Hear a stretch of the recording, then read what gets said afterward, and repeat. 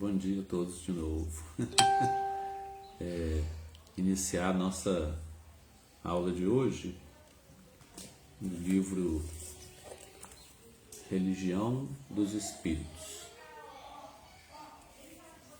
Esse capítulo de hoje, que se chama Veneno, ele está comentário da questão 938 do Livro dos Espíritos.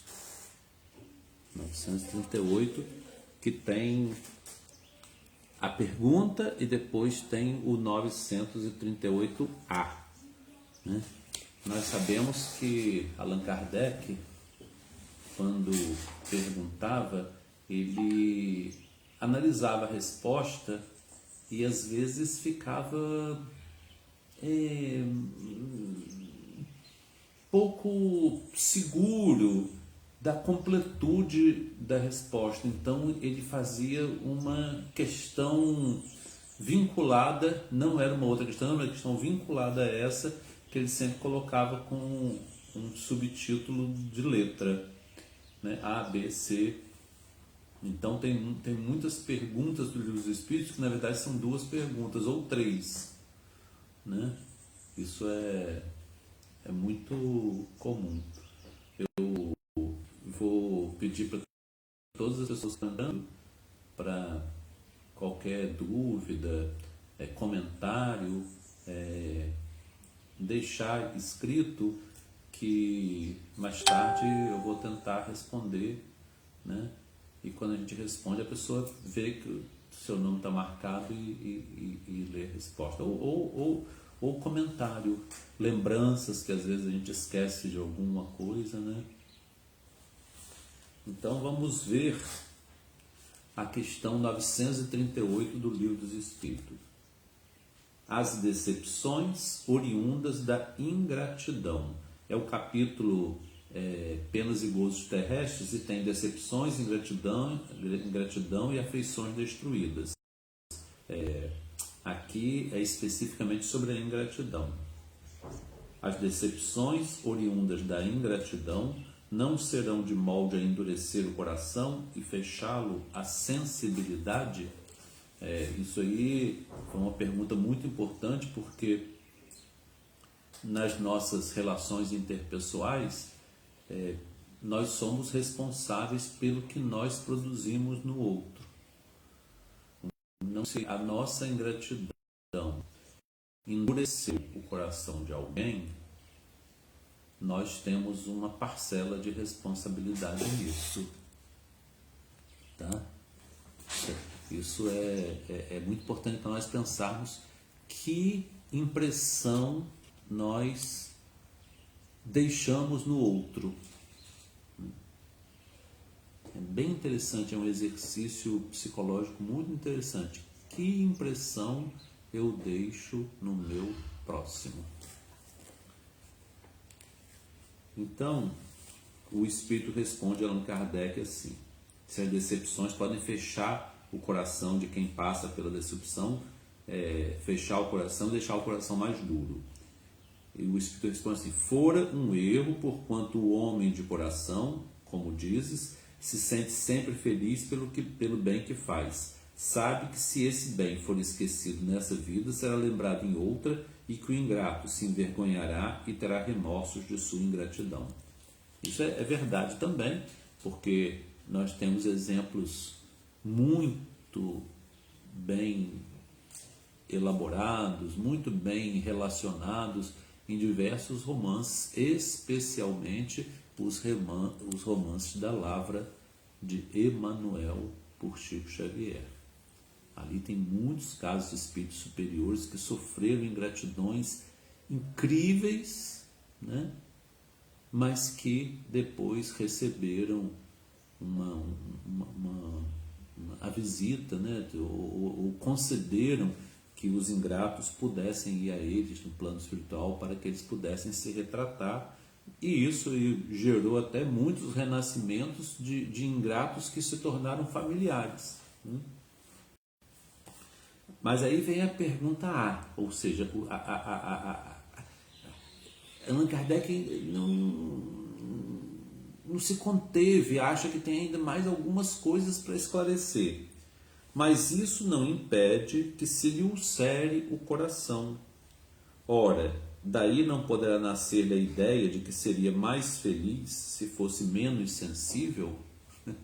Isso é que faz muita gente quando faz o bem e recebe assim, eu sou muito bobo mesmo, eu devia ter ficado quieto, eu devia ter feito nada, deixar ele se rebentar.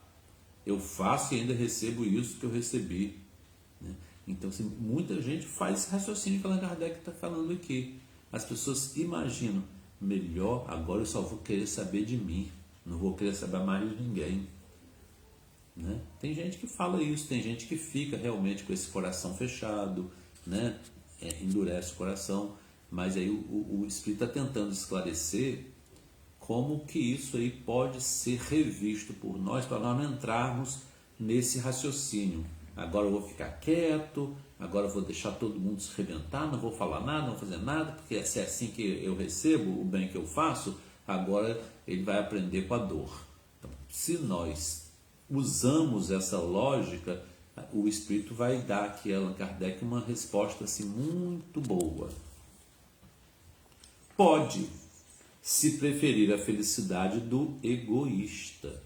Então, quem vai querer não falar mais para não sofrer, está entrando no egoísmo, ou pensando em si. Né? Triste felicidade é essa, a do egoísta. Saiba, pois, que os amigos ingratos que o abandonaram não são dignos de sua amizade e que se enganou a respeito deles. Assim sendo, não há de que se lastimar o tê-los perdido. Mais tarde, achará outros que saberão compreendê-lo melhor. Isso acontece, né? A pessoa perde algumas amizades, né? Pela ingratidão, pela indiferença, e depois outros amigos aparecem, né?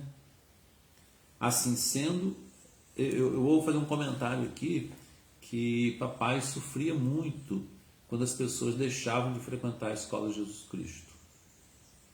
Pessoas que foram ajudadas, pessoas que receberam benefícios e paravam, né? Entravam naquele esfriamento espiritual e deixavam de frequentar. Né? Ele sofria com isso, ele era um pastor que buscava as suas ovelhinhas. Né? Ele buscava as ovelhas caídas, né?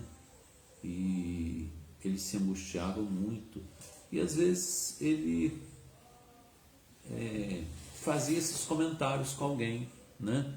Que ele estava triste por causa de fulano, beltrano. E uma vez um amigo dele disse, eu vou até aqui citar porque ele já desencarnou também, e ele merece essa honra porque ele realmente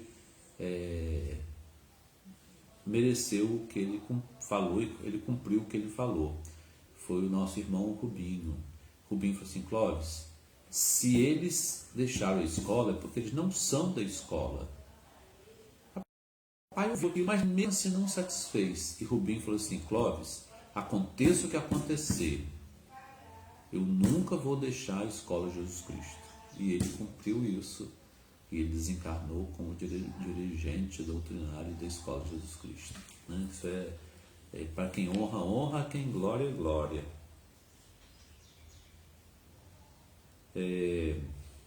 Lastimai os que usam para convosco de um procedimento que não tenhais merecido, pois bem triste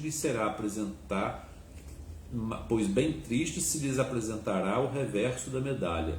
Não vos aflijais, porém, com isso, será um meio de vos colocardes acima deles.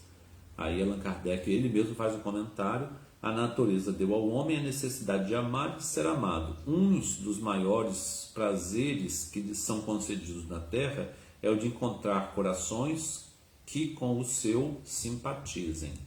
Dá-lhe ela, assim, as primícias da felicidade que o aguarda no mundo dos espíritos perfeitos, onde tudo é amor e benignidade. Desse prazer está excluído o egoísta. Então, assim, é muito triste, né? A ingratidão é uma doença da alma muito triste. É uma doença mesmo da alma. Eu ouço muitas pessoas falar assim: ah, depressão é doença da alma. Não é. Depressão não e não é doença da alma. Doença da alma é a ingratidão, doença da alma é a crueldade. Depressão é uma angústia existencial. Ela está mais ligada aos aspectos emocionais do que aos aspectos espirituais. Aliás, ela não está ligada ao aspecto espiritual. O espírito não entristece, quem entristece é a alma, né? A parte física do nosso ser reencarnado, a parte energética, o perispírito e o corpo. O corpo entristece, né? Entra em depressão, porque a depressão é orgânica. Então, pelo amor de Jesus Cristo, nunca cheguem perto de alguém que está em depressão e falem essa insanidade. Isso é espiritual, isso é problema da sua alma. Não faça, isso é falta de caridade. Isso é falta de caridade, isso é uma tremenda insensibilidade. Porque a pessoa já está no fundo do poço e vai se sentir então culpada de tudo que ela está passando. E isso não se faz. Nós não devemos apontar dedo duro para ninguém. Muito menos quem já está num estado de melancolia. Então, a depressão, eu repito e peço pelo amor de Deus. Eu tenho estudado esse assunto, tenho me reportado a esse assunto em inúmeros livros de muitos especialistas. A depressão é orgânica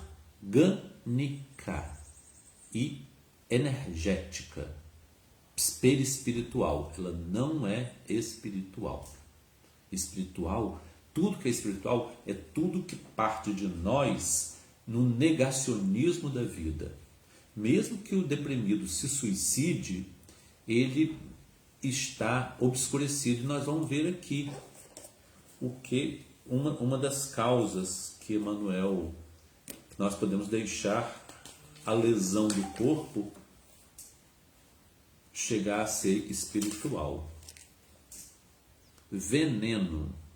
Veneno é o quê? É uma intoxicação externa. Se eu adquiro um veneno para fazer o autoextermínio, né? Aquilo vai intoxicar meu corpo e vai matar o corpo. Então, ele diz, corrosivo no coração, a surgir do conúbio, né? da junção, da revolta com o desânimo, tisna, quer dizer, mancha o manancial da emotividade e sobe a nossa cabeça em forma de nuvem. Então, esse veneno psíquico, ele é uma energia, ele é uma intoxicação chamada exógena, que vem de fora. Exo, fora, gena, gerado. Ela é gerado fora de nós. Ela não é endógena, ela não nasce dentro de nós. Então, o veneno, ele não é nada que nasce dentro da gente, é alguma coisa que vem de fora e intoxica. Aqui, no caso, não é o corpo, mas é a mente. E chegando ao cérebro físico, né? Transfigura o pensamento em plasma sutil de lodo. Então, esse veneno, ele perturba a nossa capacidade de entendimento das coisas, conturbando a visão que se envolve em clamoroso desequilíbrio. A primeira coisa que esse veneno faz é perturbar a nossa sensibilidade visual. Nós vamos ver que os nossos sentidos, eles são percepções que nos comunicam com o meio, né? A visão, audição, olfação, gustação, tato, eles nos comunicam com o meio. E esse veneno, esse veneno de fora, exógeno, que nos intoxica, ele perturba primeiro a percepção visual, a nossa sensopercepção visual. A vítima, desse modo, não mais enxerga o bem que o céu espalha em tudo. Ela não vê beleza espiritual, não vê graça de Deus nas coisas. Ela só vê o lado negativo de tudo, para ver simplesmente o mal que traz consigo, né? Na verdade, quando nós não conseguimos ver o bem de fora, quando nós estamos com esse bem tisnado, né, manchado por esse veneno, nós vamos... o que está dentro de nós que transborda, e nós conseguimos só ver o que está dentro de nós, né? Nós enlameamos, né, a lente dos óculos, nós vemos a lama, a lama é nossa. E imagina, apressado, espinheiros e pântanos onde há flores e bênçãos. Isso é uma alucinação. É uma alucinação visual. A pessoa vê as coisas diferente. Então esse veneno, ele começa por nos enlouquecer, porque ele produz alucinações. Então nós, quando temos uma percepção visual de algo que não é real, o nome disso é alucinação. É uma percepção física de alguma coisa que não existe no mundo físico, né? Aí alguém pode dizer, e quem vê espírito está alucinando também? Dentro da visão do mundo tá, mas não completa todas as características da alucinação, porque a característica da alucinação principal é causar mal-estar, é uma sensação de mal-estar. A percepção visual causa mal-estar. Quando não causa, então alguns dizem que é alucinação, mas não completa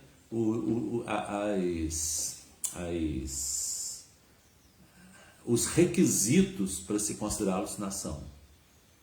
Porque essa visão, como de muitos médiuns que estão relatados ao longo da história, médiuns de todos os tempos, eles sentiam bem-estar com a visão.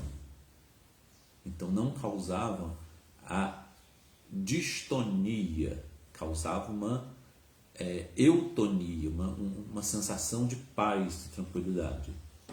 Então isso aí diferencia a visão da alucinação, né? Então ele só vê flores, espinheiros e pântanos onde há flores e bênçãos, mentalizando o crime onde brilha a virtude. Ele acaba de ver coisas, vê uma pessoa, por exemplo, fazendo caridade, esse aí está fazendo tudo só para aparecer, só para alguém fotografar ele e botar na rede social. Então ele começa a ver mal em tudo. Em funesto delírio, eu vou explicar depois a diferença de delírio e alucinação, chega a lançar de si escárnio e vilipêndio à própria natureza, que revela a bondade infinita de Deus. A diferença de delírio e alucinação é que delírio é uma crença muito forte, uma crença assim muito estruturada e que não permite que a pessoa saia dela sozinha. A pessoa acredita naquilo e não existe razão. A razão não derruba o delírio. Quem acredita numa coisa firmemente, a razão não consegue tirar, né? Então a pessoa entra num estado assim de paranoia, não consegue sair daquele delírio, né? Alucinação não, é uma percepção ou visual ou auditiva, mas pode ser também tátil, né? Pode ser gustativa, pode ser olfativa. Então é uma percepção de alguma coisa que os outros não estão percebendo, né? Alguma coisa que não está ali fisicamente.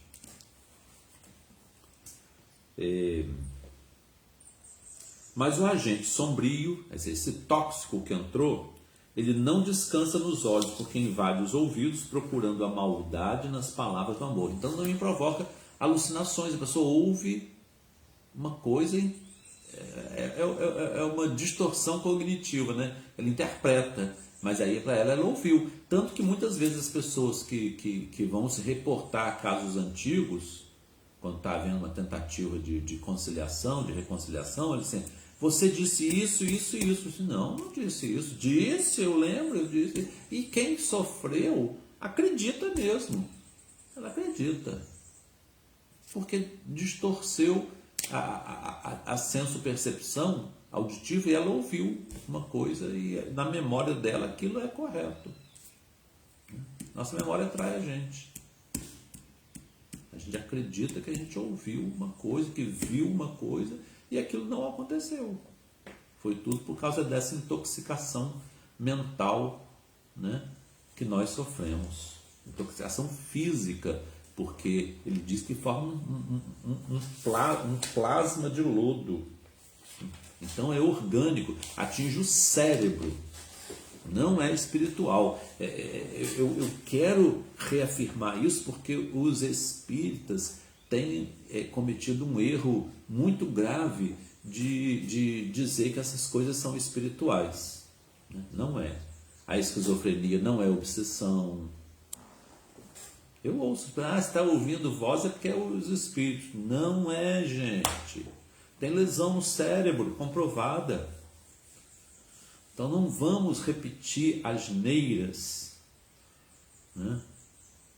Quem está entrando no hospital psiquiátrico falando aquelas coisas, tudo espiritual. Não é. É orgânico. São lesões. São lesões causadas por erros nossos do passado, que nós reencarnamos com as lesões. Assim como tem lesão em qualquer parte do corpo, pode ter no cérebro também.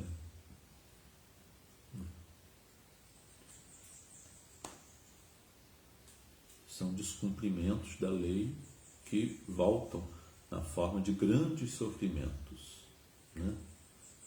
Grandes sofrimentos. A pessoa fica encurralada dentro de uma situação que ela não consegue sair. Né? Os remédios ajudam, tiram um pouco a angústia, né?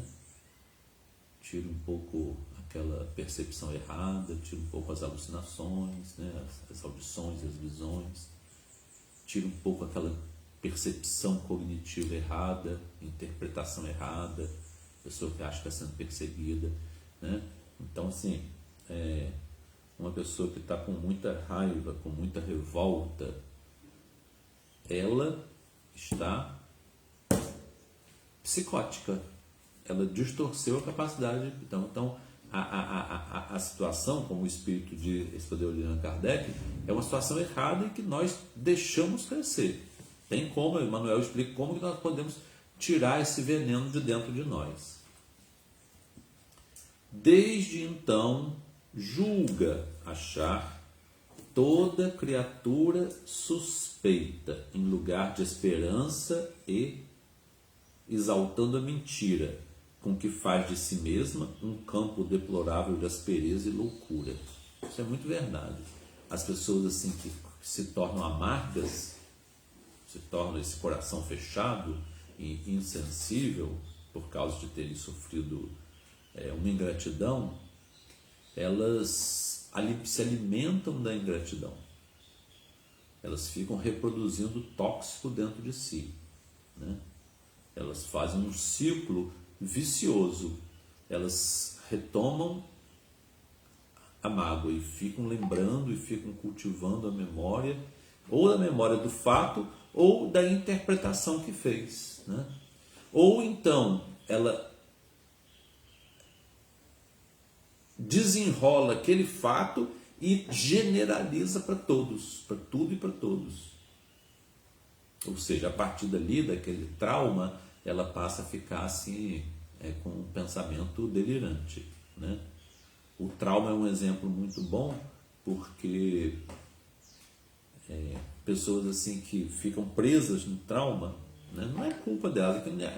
Essa explicação não é para culpar ninguém, é para explicar e mostrar meios de saída. Mas o trauma, ele passa a ser um tóxico dentro de nós, né? Isso foi muito estudado. O primeiro estudo do trauma, do estresse pós-traumático, foi feito com os jovens americanos de classe média alta que voltavam do Vietnã com neurose de guerra. Eles voltaram completamente com percepções erradas, né? Depois tirou o nome neurótico de guerra, porque não era neurose, alguns casos chegaram a psicose, né? Eles ficavam enlouquecidos, e se chamou estresse pós-traumático. Pessoas que são vítimas de estupro, de ameaça de morte, elas podem ficar com aquele veneno, ingratidões muito grandes, né? Abandono, né? Decepção amorosa, ingratidão dos filhos. Então isso pode entrar como um trauma e vir um veneno dentro de nós. O mais importante disso é saber que ele é de fora, que é uma intoxicação exógena, que não é de nós. Então a pessoa entra naquele estado de amargura, ela está com a mente tisnada, manchada por uma lama, que Manuel fala que uma lama que envolve nosso, é uma lama mental, né, energética, né, magnética, que bloqueia o nosso entendimento, né? Existe até explicação de pessoas assim que estão com essa, sofrendo por os efeitos desse trauma, elas bloqueiam a sua capacidade de entendimento, elas têm percepções erradas, exatamente como o Emmanuel fala aqui. Os estudos técnicos e científicos, né, de ressonância magnética comprovam isso.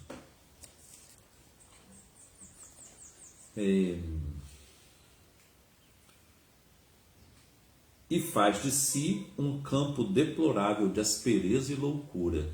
Loucura porque a pessoa vê coisa errada e ouve coisa errada e transforma tudo do jeito que ela quer, né? Fica tudo assim, né? É muito triste, né, essa situação. Paralisando as mãos na preguiça insensata. Insensatez é loucura também. Então a pessoa acaba ficando paralisada, não consegue agir. Acusa o mundo e a vida sem doar-lhes a menor expressão de auxílio e entendimento. Então quem está com esse veneno, ele não consegue agir. Daí nós vamos então ver o primeiro remédio da intoxicação exógena. Nós vamos fazer uma comparação. Uma pessoa comeu um alimento estragado, estava com uma bactéria, algum tóxico, e foi para o hospital para fazer um tratamento. A primeira coisa, sabendo quanto tempo foi a ingestão, é tentar produzir a retirada daquilo ali através de sondas, né, que vão ser introduzidas pelo nariz ou pela boca, através de outras substâncias que vão fazer ele urinar, através de substâncias que vão fazer ele evacuar. Então vai ser a purgação do veneno. O veneno tem que ser purgado, tem que ser extirpado do organismo por qualquer orifício do que ligue a parte digestiva com o meio exterior, né? Boca, nariz e ânus. Tem que sair por ali, o intestino. Ele tem que sair por ali. Então, vão usar e o sistema urinário também. Então, tudo que puder, e também a pele, transpiração, tudo que puder fazer para poder a pessoa purgar aquele veneno, vai fazer para poder a pessoa, ele não atingir os órgãos vitais e a pessoa desencarnar. Né? Isso é um aspecto muito importante mesmo. Assim, isso é o físico. E o mental? Já que ele paralisa e a pessoa fica estática, só pensando, condenando, uma boa saída da pessoa que está com esses pensamentos intrusivos, negativos, só pensando em coisa negativa, é fazer um trabalho. Quantas e quantas vezes eu vi meu pai no gabinetezinho que ele ficava ali e as pessoas conversavam com ele após a pregação, recebendo pessoas cheias de problemas, que ele divisava problemas espirituais e ele recomendava: olha, nós temos aqui o primeiro tratamento para isso é o trabalho. Você vai começar a trabalhar aqui. E quantas pessoas iniciaram esse procedimento e se libertaram não das obsessões, mas das auto-obsessões, que isso vira uma auto-obsessão. Aquele veneno entra e aquele pensamento circular não acaba mais. E Rubinho seguiu esse conselho dele. Eu tenho procurado seguir também, convidando as pessoas para trabalhar na Escola de Jesus Cristo.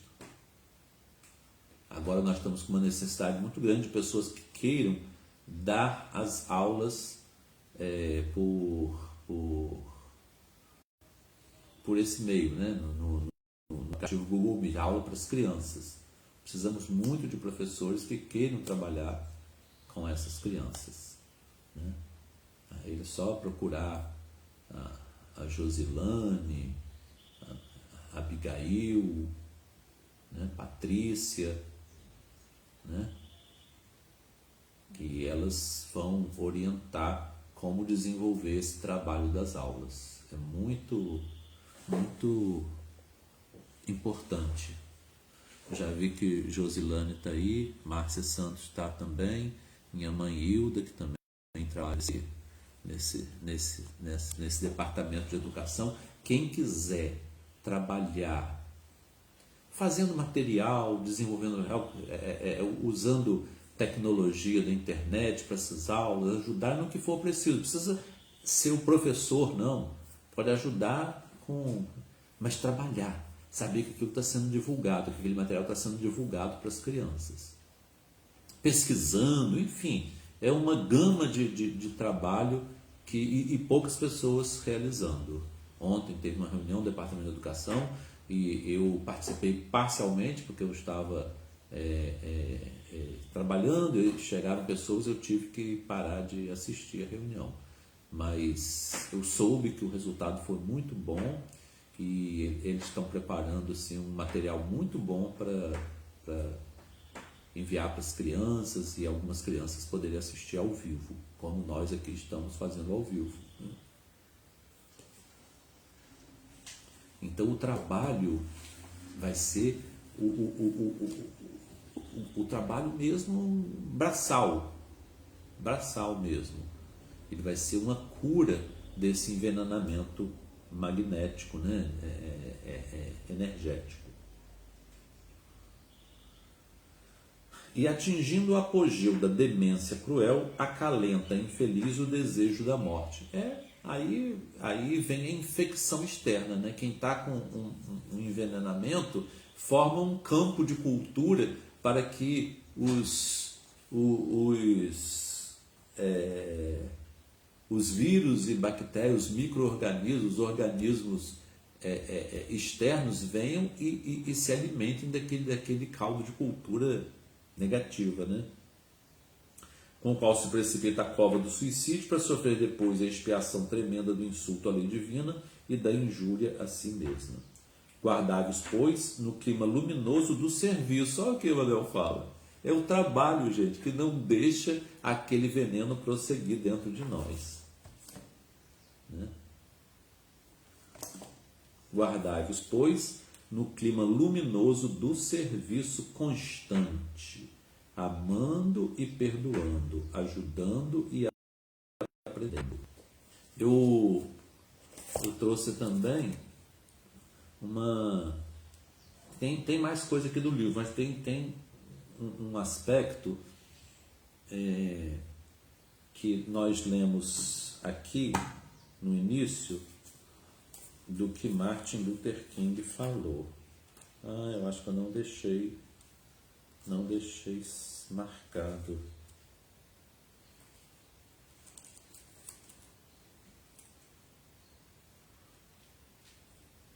Sobre amar a si mesmo, que é uma dimensão, digamos. A largura. Amar o próximo, outra dimensão. E amar a Deus, a profundidade. Então forma uma dimensão completa, que E ele diz que tudo isso é uma consequência da outra. E os estudos sobre os temperamentos, porque existem pessoas que são assim mais suscetíveis de... Vocês me dão licença, eu só vou ligar um pouquinho o ventilador.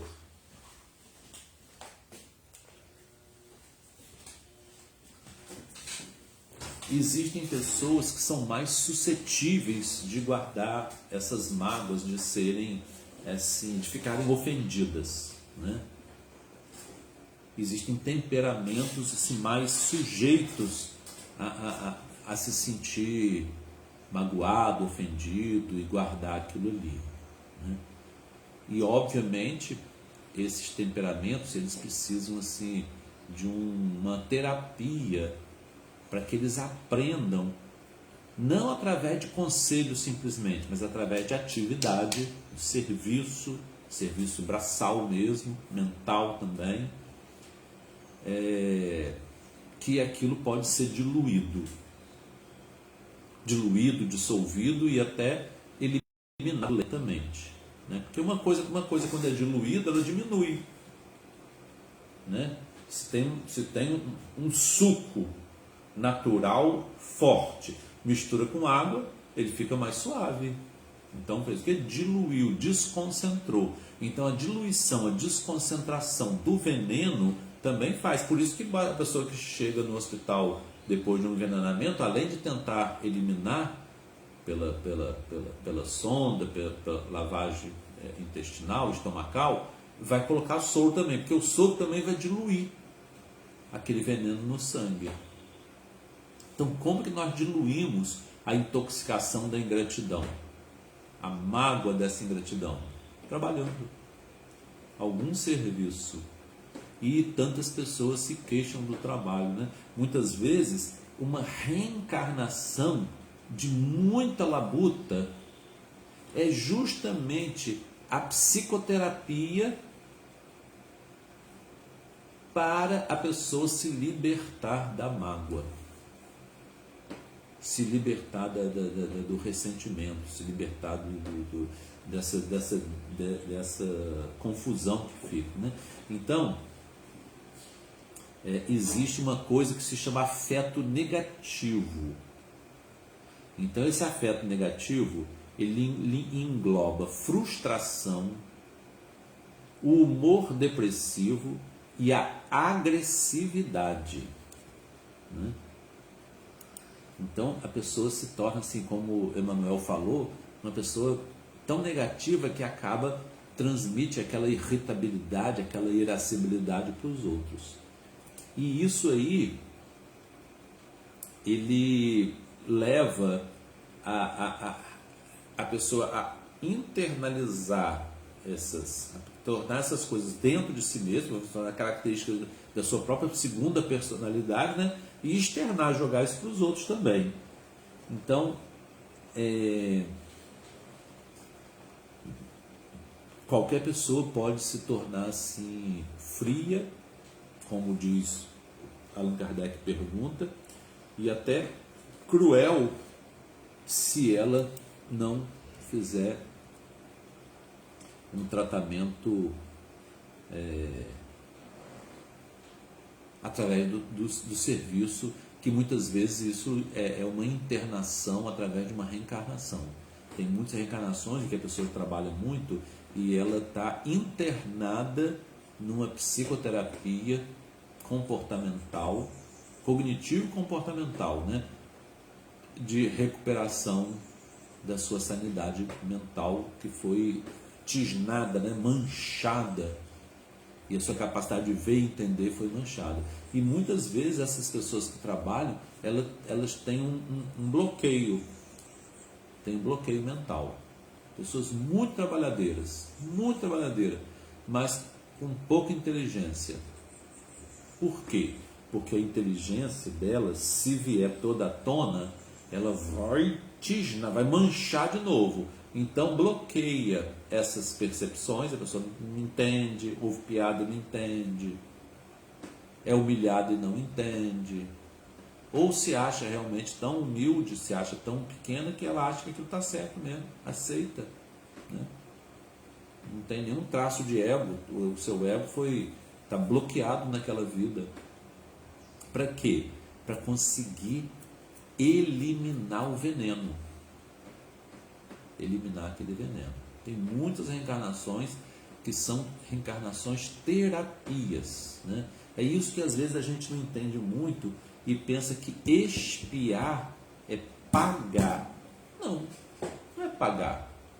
É se recuperar de uma lesão, né? Porque, agora voltando à questão espiritual, porque uma lesão cerebral e mental, mente e cérebro, ela pode acabar intoxicando o espírito.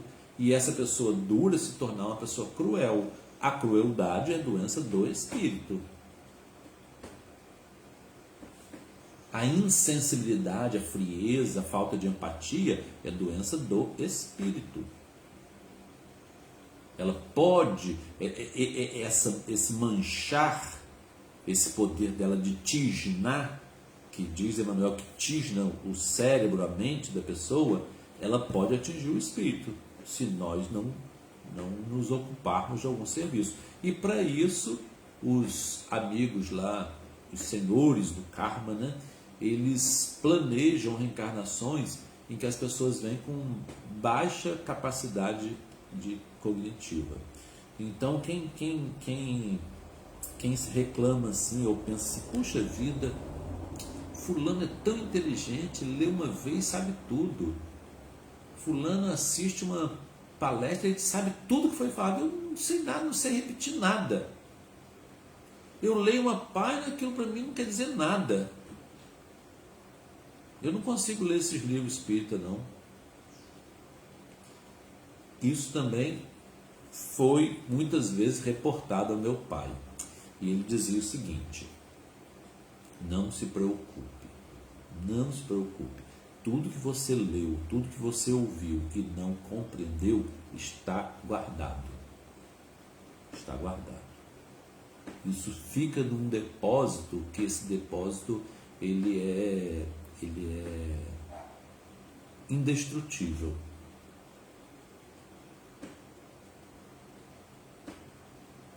Então, nós temos que forçar a nossa natureza e escutar as palestras. Nós vemos que poucas pessoas assim escutam as palestras. Agora, né, nessa nova modalidade, nós temos visto nossas palestras muito pouco frequentadas. O salão, o templo nosso espiritual está muito pouco frequentado. Isso é triste. Isso é triste. Não para a vaidade do palestrante, mas porque nós temos que formar uma escola espiritual. Nós não queremos ir para a escola de Jesus Cristo do plano espiritual, e nós estamos tendo uma oportunidade de vivenciar a escola de Jesus do plano espiritual, e não estamos vivenciando. Como nós almejamos uma coisa, se essa coisa nos é oferecida como um exercício, nós não fazemos o exercício? Olha que incoerência. Que incoerência. Nós estamos aqui com a possibilidade de vivermos a escola de Jesus Cristo do plano espiritual e não estamos vivendo. Muitas pessoas estão desdenhando mesmo. Isso é triste, isso é triste. Então, eu aconselho, os que querem trabalhar, ofereçam seus préstimos. Os que querem esquecer mágoa, ofereçam seus préstimos e trabalhem. E nos seus trabalhos profissionais, trabalhem mesmo. Trabalhem todos os dias. Não se cansem e nem reclamem do esgotamento físico e mental, porque isso aí está purgando, é o efeito purgativo do veneno, está purgando o veneno. E nós temos venenos que foram intoxicados em nós em outras existências. Mas, repito, não é do espírito, é do nosso perispírito. Esses venenos tisnam o nosso corpo perispiritual. E como o cérebro, como diz André Luiz, ele é mais um órgão do perispírito do que do corpo, né? É a parte do cérebro que a gente chama de mente, que é além dos mente, além do cérebro. Né? Tem um congresso que no tempo que tinha congresso presencial que eu ia, que é mente e cérebro. Então, muito interessante, muitas palestras interessantes, muitos estudos, muito rico o congresso cérebro, mente e emoções. As emoções são físicas, elas são fisiológicas, não são espirituais. Ninguém que tem medo é um medo espiritual. Ninguém que tem raiva é uma raiva espiritual. É fisiológico.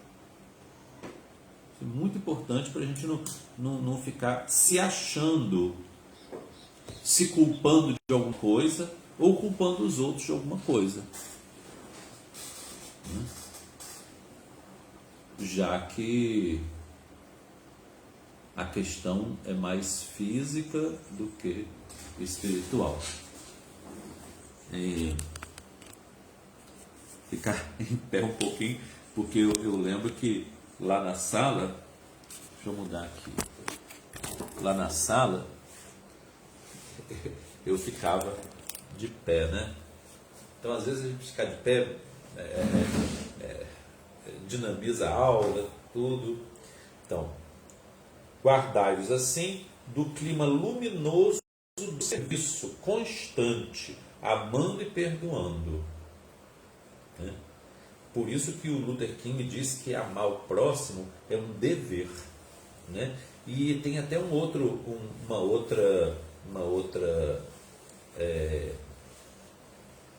texto dele que ele fala por que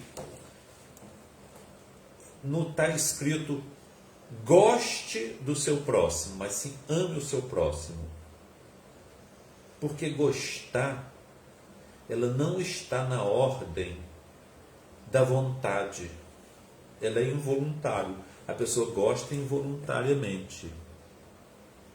Mas amar, a pessoa ama voluntariamente. Isso é muito importante compreender. Porque tem gente que fala assim, como que eu vou amar se eu não sinto nada? É exatamente por isso que tem que amar. Como não gosta, a pessoa vai amar. Como? Perdoando, servindo, procurando empatizar, quer dizer, sentir o que a pessoa está sentindo. É um exercício. O que será que fulano está sentindo? Deixa eu fechar os olhos aqui, ficar respirando lentamente e tentar entrar na sensibilidade dele para ver o que será que ele está sentindo agora. Por que ele está com tanta raiva de mim? Vamos tentar entrar na alma dele para ver o que ele está sentindo. Isso é muito bom, muito útil. Muito útil. Desmancha, às vezes, aquela ingratidão que a gente está magoado, né? Que a gente está ressentido. Né?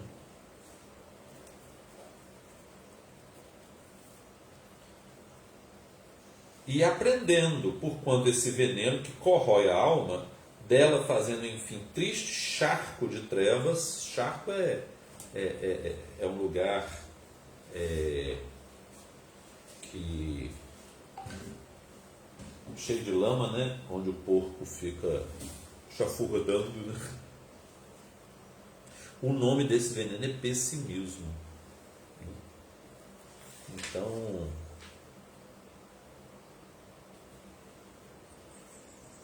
tem uma frase de Ariano Suassuna que ele fala que os pessimistas, essa negatividade prejudica a vida deles, né, tudo, mas que o otimista também é muito ingênuo. Então ele se achava um realista esperançoso. Um realista esperançoso é o que ele chamava-se, a sua forma de otimismo que não é ingênua. Mas é uma maneira dele, né, como um grande literato, um grande humanista, né? E um nacionalista muito grande. Ele amava o Brasil, amava a língua portuguesa, não gostava de estrangeirismo, não gostava de neologismo baseado em línguas estrangeiras. Então ele é assim, uma pessoa formidável, Ariano Suassuna. E ele dizia que ele era um realista esperançoso. Então, quem não conseguir ser otimista e está dominado por um pensamento negativista, pessimista, pensando no pior que pode acontecer, lembre-se que uma solução para isso seria nós nos tornarmos realistas e esperançosos. E para a gente converter o pessimismo no realismo esperançoso, que é uma prévia do verdadeiro otimismo espiritual, do otimismo do espírito, que é a pessoa que sempre pensa o bem, é nós começarmos pela palavra. Porque assim como esse veneno ele tisna o nosso cérebro, prejudica a nossa audição, prejudica a nossa visão e acaba nos fazendo falar o que não devemos e fazer o que não devemos, uma das formas é o trabalho, e a outra forma para a gente conseguir limpar nossa mente do veneno que vira um pensamento repetitivo, um disco arranhado, uma outra forma é nós falarmos coisas boas. Isso é muito interessante. Isso aí seria o tratamento psicoterápico do realismo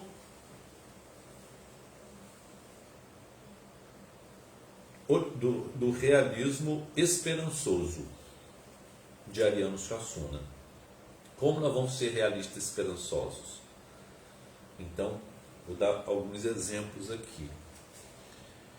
Digamos que alguém, um filho, um irmão, esposa, marido, mãe, pai, amigo, está indo por um caminho que nós achamos que não é bom. Então nós não comentemos aquilo. Não podemos comentar. E quando nós formos conversar com a pessoa, nós projetemos a nossa esperança nela. Realismo esperançoso, projetemos a nossa esperança. Assim, eu tenho certeza que você vai, digamos, voltar a frequentar a escola de Jesus Cristo, voltar a entender o amor de Deus. Não acredito mais em nada disso. Mas eu tenho certeza que isso não está morto dentro de você e isso vai voltar a vibrar, que essa chama vai voltar a arder você por dentro. Eu tenho certeza disso. Então, essa projeção da boa palavra, ela também contagia. E se essa projeção das boas palavras, do estímulo, né, do realismo esperançoso, esperança não como um aspecto assim de uma virtude passiva, mas uma virtude ativa, né, como dizia Paulo Freire, esperançar, né, de trazer esperança para os outros. Então, se nós formos realistas esperançosos, nós vamos estar vendo o que estamos vendo, não vamos distorcer a realidade é aquela, negativa, mas nós vamos projetar bons pensamentos. Então isso aí seria uma terapia, uma autoterapia plausível, possível, né? Ela é exercitada por muitas pessoas, existem terapeutas cognitivos que são espiritualistas e aconselham essa terapia da pessoa projetar para si e para outros, né? E para os ingratos que nos causaram aquela dor, nós podemos todo dia abençoá-los na oração. Abençoa. Abençoar é um caminho de perdoar. Então, Senhor Jesus, eu abençoo fulano de tal que foi ingrato comigo e me fez sofrer. Eu rogo a Ti as Tuas bênçãos para ele e para a sua família. Então, esse repetir dessa ação, né, é como se ele estivesse digitando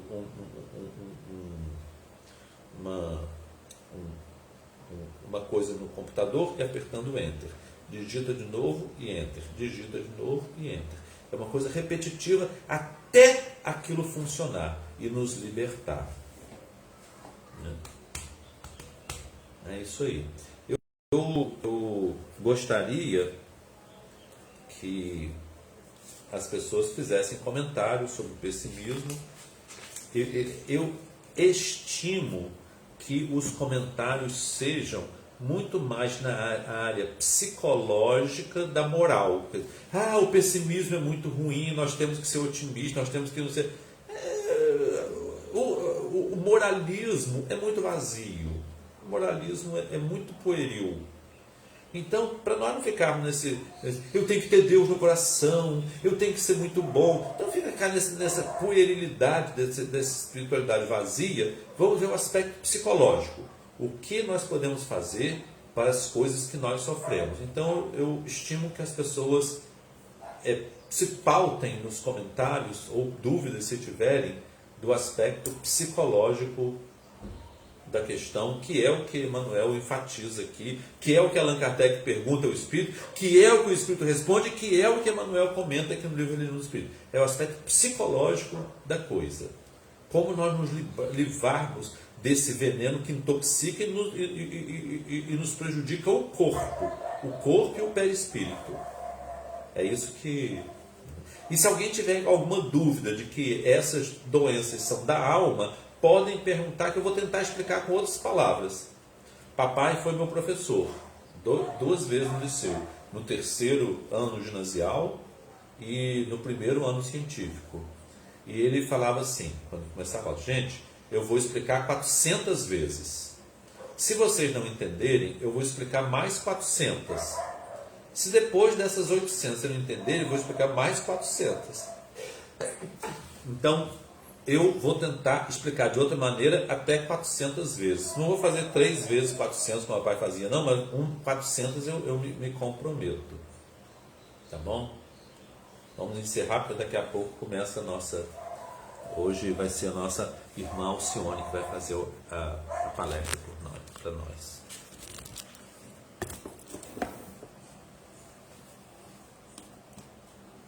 Senhor Jesus, te agradecemos a bênção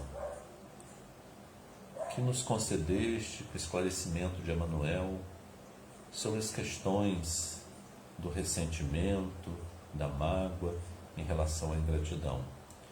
Como que esse veneno pode tisnar a nossa mente e as nossas percepções, o nosso entendimento, e nos fazer seres possivelmente frios e duros de coração. Concede que possamos encontrar em algum trabalho e algum serviço ao próximo, na expressão boa da nossa boca, palavras de ânimo, coragem, determinação e entendimento. E que possamos, Senhor, entender que amar é uma ordem, não é da ordem do querer, é da ordem do obedecer. Precisamos amar ao próximo como naturalmente nos amamos. Te agradecemos e te louvamos o nome agora e sempre. Assim seja. Bom domingo para todos.